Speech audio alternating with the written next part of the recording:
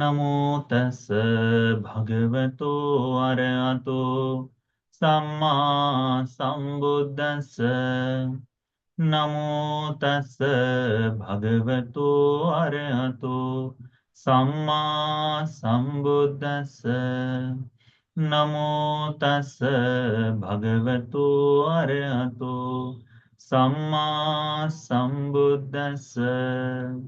साधु साधु साधु।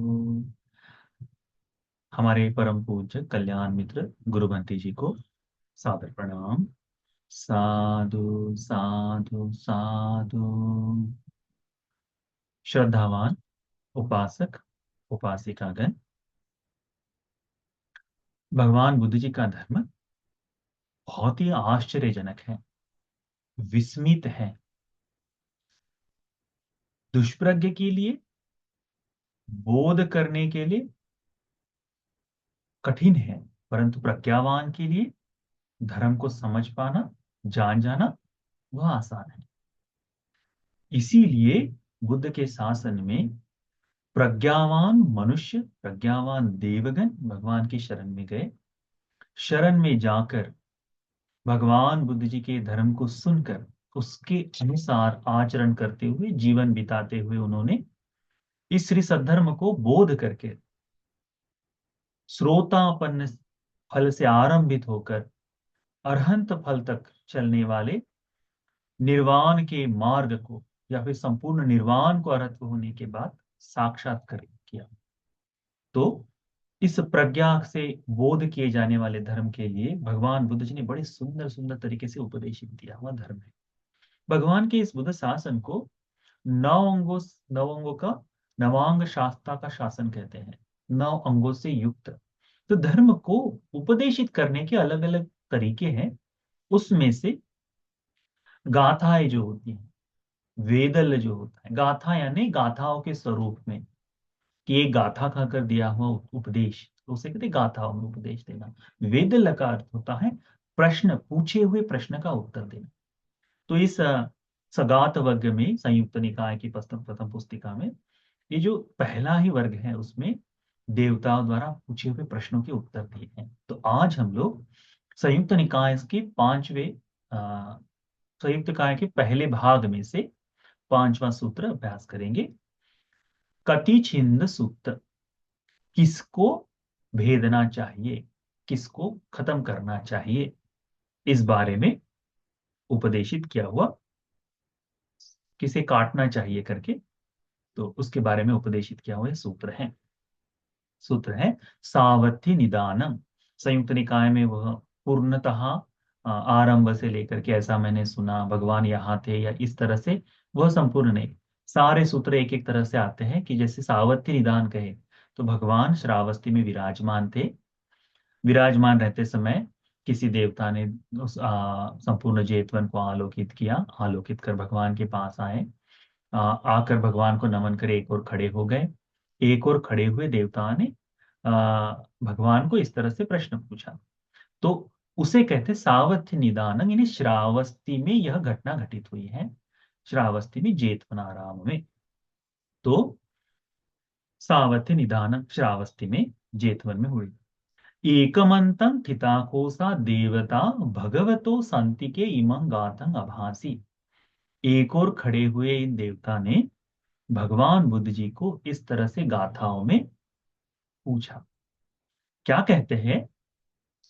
कति छिंदे कति जहे, कति चुत्तरी भावे, कति संगाति गो भिक्खु, ओग तिन्नोति उच्चति। जो प्रश्न पूछा है उसको हमने विस्तार पूर्वक समझना चाहिए कि कति छिंदे कति जहे, इसका मतलब क्या होता है कि किन बातों को साधक ने काटना चाहिए। जहे का मतलब होता है त्यागना, छोड़ना, जो है छोड़ देना चाहिए। उसके बाद में कति छिंदे, छिंदे का मतलब होता है काटना, और जहे का मतलब होता है छोड़ना। तो पहले कहता है देवता, क्या पूछते हैं कि कति छिंदे कति जहे, तो धर्म का अभ्यास करने वाले भिक्षु ने, धर्म के लिए जीवन जीने वाले भिक्षु ने किसे काटना चाहिए, किसे छोड़ना चाहिए? कतिचुत्तरी भावये। किन का उन्होंने अभ्यास करना चाहिए, किन किन का अभ्यास करना चाहिए करके उसमें प्रश्न पूछते हैं। उसके बाद में कति संगति गो भिक्खु, किनका संगत जो है, किसका संग त्यागना चाहिए करके।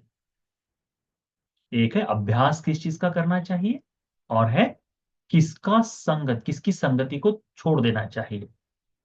और ऐसा छोड़ा हुआ इनको छोड़कर कौन सा भिक्षु ओग तीर्णोति उच्चति, किस भिक्षु को हम कह सकते हैं कि जिसने बाढ़ को पार कर लिया है, ओघ को पार कर लिया है।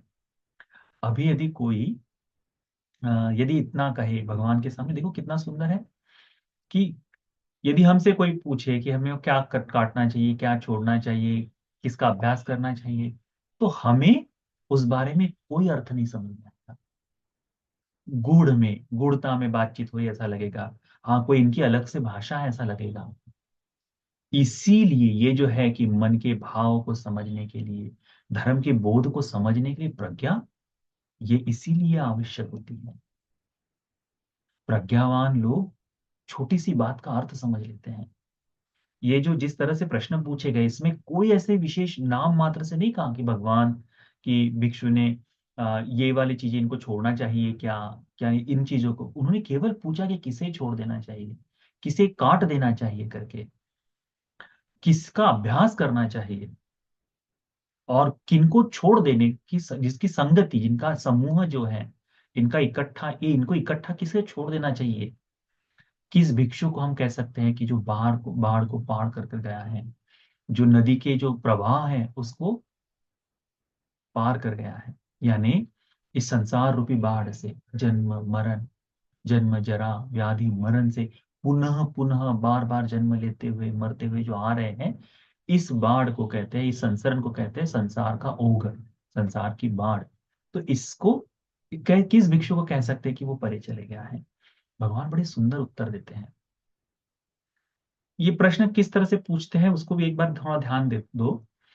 प्रज्ञा के कारण लोग जल्दी बोध कर पाते हैं। आपको सुनने में आया होगा, आपने जाना होगा कि कभी विशाखा जो जो 7 साल की थी तो श्रोतापन्न बन गई थी, है ना। तो एक बार उसके सामने भगवान उसको पूछते हैं कि कहाँ से आई हो, कहाँ जा रही हो, क्या तुम जानती हो, और क्या तुम नहीं जानती हो। तो इसका प्रश्न पूछते हैं, तो वो जल्द कहती है कि भगवान, मैं नहीं जानती कहाँ से आई हूँ, मुझे नहीं मालूम कि कहाँ जाना है। मैं जानती हूँ कहते हैं, और कहती है कि मैं नहीं जानती। तो जो लोग आजू बाजू में जो खड़े थे, वो क्या समझते हैं, अरे कैसी कैसी ये लड़की है कि भगवान पूछ रहे कि कहाँ से आई है, तो घर से आ रही है, कहाँ जा रही है, तो पिताजी जहाँ काम कर रहे हैं वहां उसको खाना देने जा रही है, किसी कामवश कहाँ जा रही करके पता है, जानती है कि क्या काम करना है करके, और और इसके बाद वापस जाएगी करके ये भी जानती है, तो ये कैसा गलत जवाब दे रही करके। परंतु भगवान भगवान ने प्रज्ञा से पूछा, और प्रज्ञा से उसे समझ में आ गया। जब उसका पूरा विवरण खोलकर बता दे तो कैसे समझ में आता है। क्या तुम जानती हो कि पहले कहाँ जन्म लिया था, किस जन्म से मनुष्य लोक में आई हूँ। कहते हैं कि मैं नहीं जानती कि मैं किस लोक से आई हूँ। हमें यदि कोई पूछे, आपको कोई पूछे, तो क्या आप बताएंगे कि कहाँ से मृत्यु होकर आप मनुष्य लोक में आए हैं? नहीं। तो उसने कहा कि नहीं जानती। प्रश्न क्या पूछा भगवान ने, कि कहाँ से आई हूँ। तो प्रज्ञा से पूछे हुए प्रश्न इस तरह से होते हैं। तो ये देवता लोग जो प्रश्न पूछते हैं, वे भी ऐसे हैं। इसलिए उसको ध्यान में रखना चाहिए कि ये चाहे हमारे सर के ऊपर जाए, परंतु प्रज्ञावान के लिए नुकसान नहीं है। प्रज्ञावान के लिए सहजता से समझे, सहजता से बोध किए जाने वाले प्रश्न हैं। उन विशाखा के प्रश्नों में फिर कहते हैं कि कहाँ जाओगी, तो मरने के बाद तुम यहाँ से कहाँ जाओगी, पता है? तो कहते हैं नहीं जानती कर। कहाँ से आए हैं ये भी नहीं जानते, कहाँ जाओगी ये भी नहीं जानते। फिर आए हैं करके, यानी तुम जानती हो, तो तुम जानती हो ना कि तुम्हारी मृत्यु होगी? तो कहती कि हाँ, मृत्यु होगी, ये तय है, ये मैं जानती हूँ, कहते हैं। श्रोतापन्न की विशेषता ये होती है कि वह जानता है कि मैं मरने वाला हूं।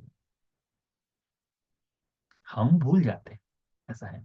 और क्या जानती हो करके, तो कहते हैं कि नहीं जानती, कि मेरी मृत्यु कब होगी ये मैं नहीं जानती। कोई नहीं इस लोक में जो कह सकता है कि हाँ मेरी मृत्यु आज से 10 साल बाद होगी। एक छोटे समय के लिए कुछ लोगों को ऐसा बोध हो सकता है कि हाँ मैं जानता हूं कि मैं इस दिन को मरूंगा, ये हो सकता है, परंतु कब, उस आशय से नहीं बता सकते। तो ये जो सरल प्रश्न पूछे थे, उसी प्रकार देवता ने भी पूछा। क्या पूछा है कि कति छेद, किसको तोड़ना चाहिए, किसको काटना चाहिए? कति जहे, किसको छोड़ना चाहिए? कति चोत्तरी भाव है, किसका अभ्यास करना चाहिए, किनका अभ्यास हमने करना चाहिए?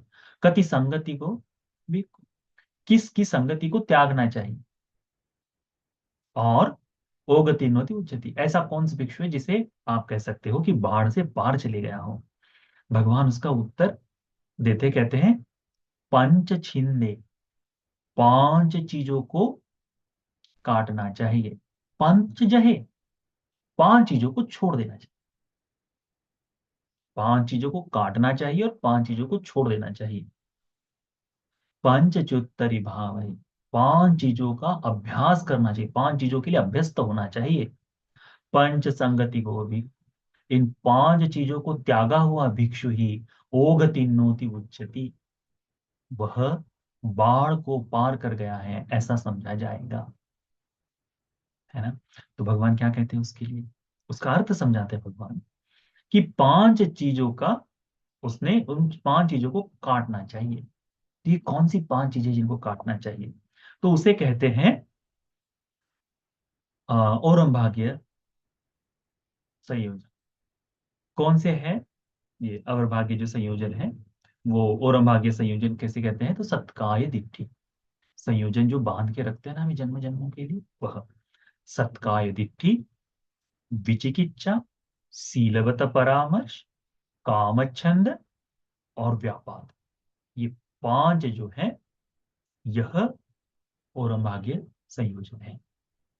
यह हमको अभी हमारे पास ये बंधे हुए हैं, हमको प्रकट रूप से दिखाई देते हैं। सत्कार दिट्ठी का मतलब होता है मैं, मेरा, मेरी आत्मा कर कर जो दृष्टि हम बांधे रखे हैं ना, वह, वो सब में है, सब में है, श्रोतापन्न होने तक मुझ में भी है, आप में भी है, संसार के सभी सब। ठीक है, तो वह है और भाग्य भाग्य संयोजन। उसके बाद में इनको कहते हैं सत्काय दिट्ठी, विचिकिच्छा। विचिकिच्छा यानी शंका, डाउट जिसे कहा जाता है। तो किसके लिए शंका? तो हम हर चीज का बोध नहीं समझ पाते, हम हर चीज का अर्थ नहीं समझ पाते। तो जो नहीं समझ पाते उसको कहते हैं मैं नहीं मानता, मुझे विश्वास नहीं है, मुझे शंका है उस पर कि ये हो ही नहीं सकता करके। ऐसा क्यों? क्योंकि ये व्यक्ति जो है वो नहीं समझ पा रहा, वो नहीं जानता, इसलिए। तो उसको ध्यान में दें। ठीक है, तो किसे नहीं जानता, तो जहां जिस चीज को नहीं समझता वहां विचिकित्सा जागती है, कि शंकाएं जागती हैं, डाउट्स जागता है मन में। ये डाउट जागने के कारण क्या होता है कि वह धर्म को जिस भाव से समझना चाहिए, सीखना चाहिए, वो नहीं कर सकता। यह जो शंकाएं हैं, जैसे बुद्ध के प्रति, उनकी विमुक्ति के प्रति, उनके निर्वाण के प्रति शंका जाग जाए, बुद्धत्व के प्रति यदि शंका जाग जाए, तो वो धर्म का अभ्यास नहीं कर सकता। कैसे ये आर्य अष्टांगिक मार्ग हमें राग द्वेष मोह से मुक्त कराएगा, इसके प्रति यदि डाउट है यदि, तो वो उस आर्य अष्टांगिक मार्ग का अभ्यास नहीं कर पाएगा। क्यों? क्योंकि डाउट है, हम अपना समर्पण नहीं कर सकते। बुद्धं शरणं गच्छामि का मतलब होता है कि मैं भगवान की शरण में आता हूं। ये संसार जल रहा है, ये दुख में पड़ा हुआ है, इस जलते हुए दुख में पड़े हुए संसार से मुक्ति के लिए भगवान हमें आश्रय दीजिए। तो भगवान जैसा कहेंगे उसके अनुसार हम सुरक्षित जगह को, क्षेम भूमि पर पाएंगे।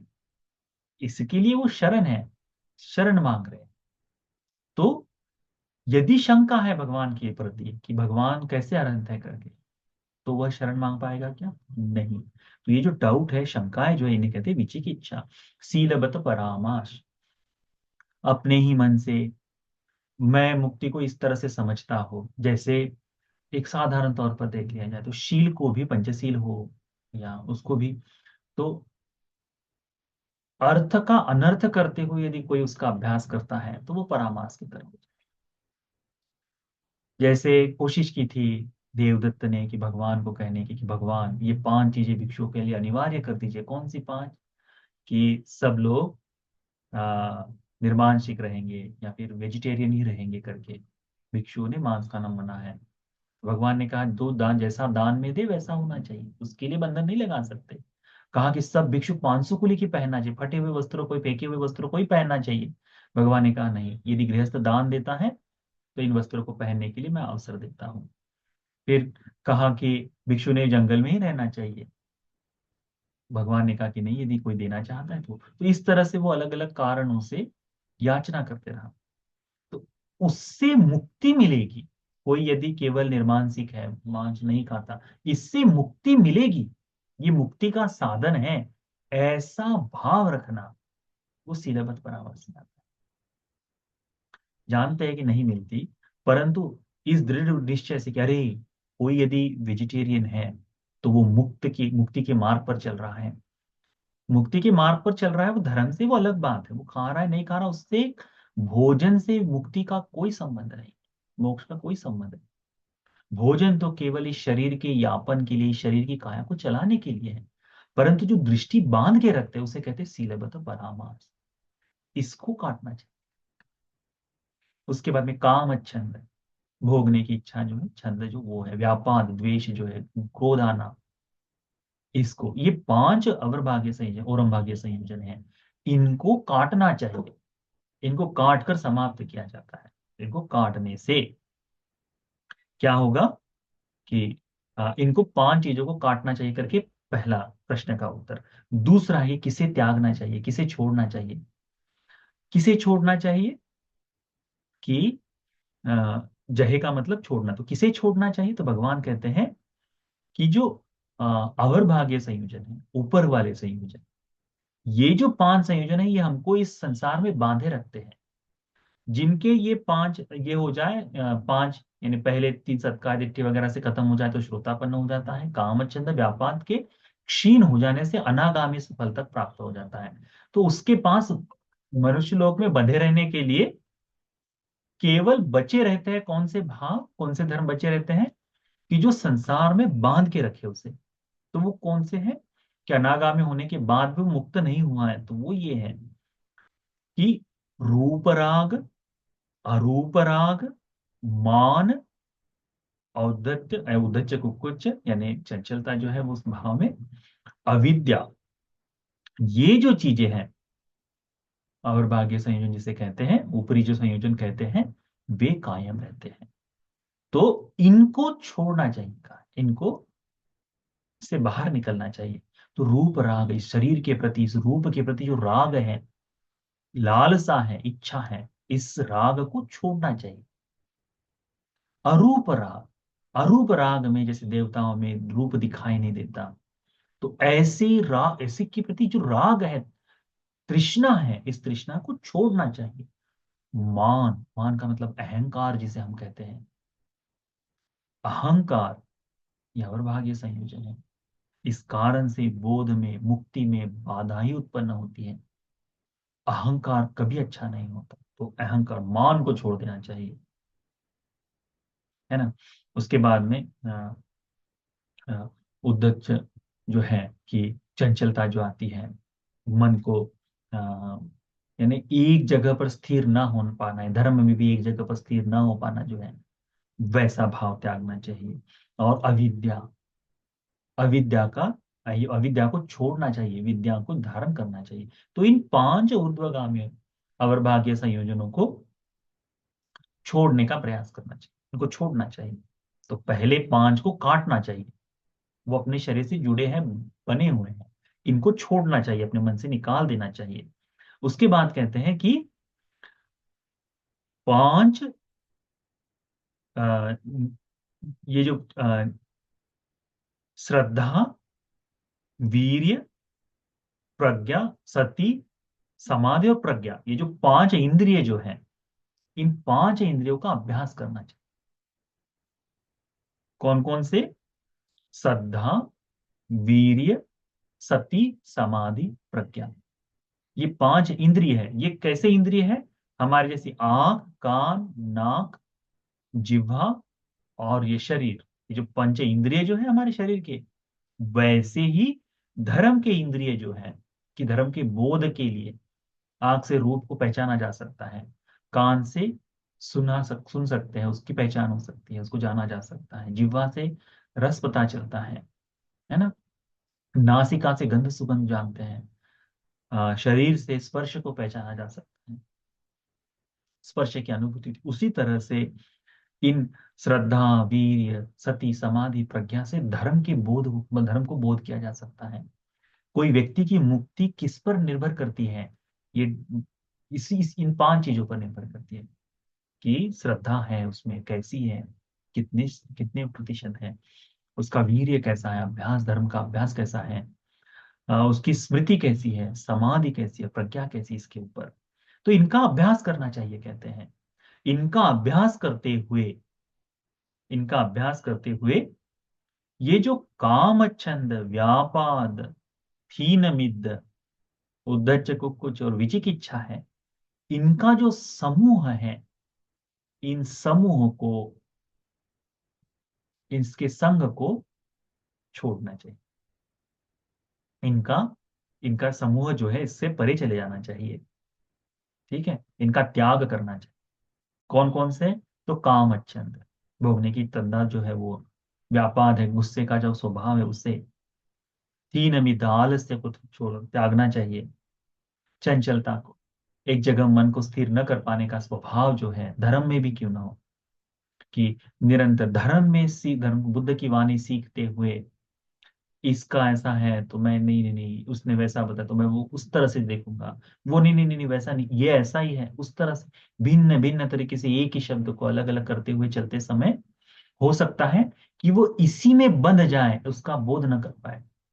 तो वो जो भाव है, स्थिरता न आ पाना धर्म में, वो उसको, और विचिकिच्छा, शंकाएं जो है बुद्ध के प्रति, डाउट्स जो है, अनंत होते हैं क्या, अनंत कैसे हो गए, धातु कहाँ से आती है, भगवान की अस्थियां है ही कि नहीं, भगवान हुए कि नहीं, इस तरह से भिन्न भिन्न तरह से आ सकती हैं। तो वो विचिकिच्छाएं जो है, या फिर वो प्रश्न जो है, उनके प्रति श्रद्धा से, जिन्हें हम जान सकते, जिन्हें समझ सकते, उसे समझ कर, प्रश्न पूछ कर उन शंकाओं का समाधान करना चाहिए। जिन प्रश्नों को हम नहीं समझ पाते, उनको हमने श्रद्धा से सीखने की कोशिश करनी चाहिए, कि हाँ, जब मैं ये बोध कर लूंगा तब मैं इसको आत्मसात कर सकता हूँ, इस तरह से। तो अपने मन की इनको दूर करना चाहिए। तो इनका त्याग, इन पांच की संगति को, इनका समूह जो है, इसका त्याग करने के लिए बताएं। भगवान कहते हैं कि जब इन पांच की संगति का त्याग कर ले, और इन इंद्रिय धर्मों का अभ्यास करे, जिसने औरम भाग्य संयोजनों को काट दिया है, अवर भाग्य संयोजनों को छोड़ रहा है, ऐसा भिक्षु, इस ओघ से, इस बाढ़ से, बाढ़ को पार करने वाला व्यक्ति, या बाढ़ पार कर गया व्यक्ति, हम कह सकते हैं। यदि कोई पूछ ले, भगवान ने इसमें कितना कहा, केवल कहा है कि पंच छिंदे, पांच को काटने से, पंच जहे, पांच को छोड़ देने से, पंच चोत्तरी भाव है, पांच का अभ्यास करने से, पंच संगाति तो तिगो भिक्खु, पांच की संगति त्याग देने से, ओगति नोति उच्चति, वह बाढ़ को पार कर गया, समझ जाए। अब ये पांच क्या क्या है, इसका अर्थ इसी तरह से समझना चाहिए। पांच का त्याग, तो वो कौन से पांच का त्याग है? सत्काय दिट्ठी, विचिकिच्छा, सीलवत परामर्श, कामछंद और व्यापार। उसके बाद में पांच को छोड़ना है, तो कौन कौन से पांच को छोड़ना है? रूपराग, अरूपराग, मान या अहंकार, औदत्य और उदच्च और अविद्या, इनको छोड़ना है। किसका अभ्यास करना है? तो श्रद्धा, वीर्य, सती, समाधि, पन्या, इन इंद्रिय धर्मों का अभ्यास करना चाहिए। तो यह आप लोगों के लिए होमवर्क है कि प्रतिदिन आपने क्या अभ्यास करना चाहिए कि आज मैं अपने जीवन में श्रद्धा की पूर्ति के लिए प्रयत्न करूंगा, धर्म के लिए मैं धर्म का अभ्यास करने के लिए वीर्य करूंगा, मैं स्मृति को बढ़ाने के लिए मैं स्मृति का अभ्यास करूंगा, मैं समाधि के लिए अभ्यास करूंगा, प्रज्ञा जिस कारण से बोध सकती है इस प्रज्ञा के कारण को मैं अभ्यास करूंगा। तो इस तरह से उन्होंने इन 5 चीजों का हम लोगों ने अभ्यास करना चाहिए। और ये जो पंच निवरण है इनको त्यागना चाहिए, जिनके कारण हमारा धर्म का अभ्यास रुक जाता है उसे त्यागना चाहिए। तो कौन कौन से? काम छंद व्यापाद थीनमिद्द उद्धच कुकुच्च और विचिकिच्छा, इन निवरणों को छोड़ देना चाहिए। तो भगवान कहते हैं कि इनका अभ्यास इस तरह से करने वाला भिक्षु बाढ़ से पार चला गया है। तो इनको अच्छी तरह से इस सूत्र को पुनः पुनः एक दो बार सुनो, सुनकर चिंतन करो कि मुझे क्या छोड़ना है, मुझे क्या काटना है, मैंने किसका अभ्यास करना चाहिए और मैंने किनकी संगति को त्याग देना चाहिए। तो इससे हम संसार के बाहर से पार कर जाएंगे। तो देवता ने इस प्रश्न का उत्तर सुना तो बड़ा आनंदित हुआ, बहुत आनंद हुआ, क्योंकि उन्हें जब भिक्षु लोग, क्योंकि देवता लोगों की काया अलग होती है, तो वह मन को एक तरह से जान सकते हैं, देख सकते हैं। तो वो देख रहे कि इतना विशाल संघ जो है संसार में उस समय था, ये इसी का अभ्यास कर रहा है। तो हाँ, भगवान ने बहुत सुंदर तरीके से समझाया, तो इसको जानकर बड़ा आनंदित हुआ। तो यह जो आनंद उसे अनुभव हुआ है वैसा ही आनंद हम में भी जाग पाए, धर्म की दृष्टि हम में भी जाग पाए। इसीलिए यह सूत्र का उपदेश किति छिंद करके जो है, कति छिंद, यह जो सूत्र का उपदेश है, यह उपदेश आप सभी को भी धर्म के इस मार्ग को पूर्ण करने के लिए, धर्म के बोध के लिए उपकारी हो जाए। साधु साधु साधु।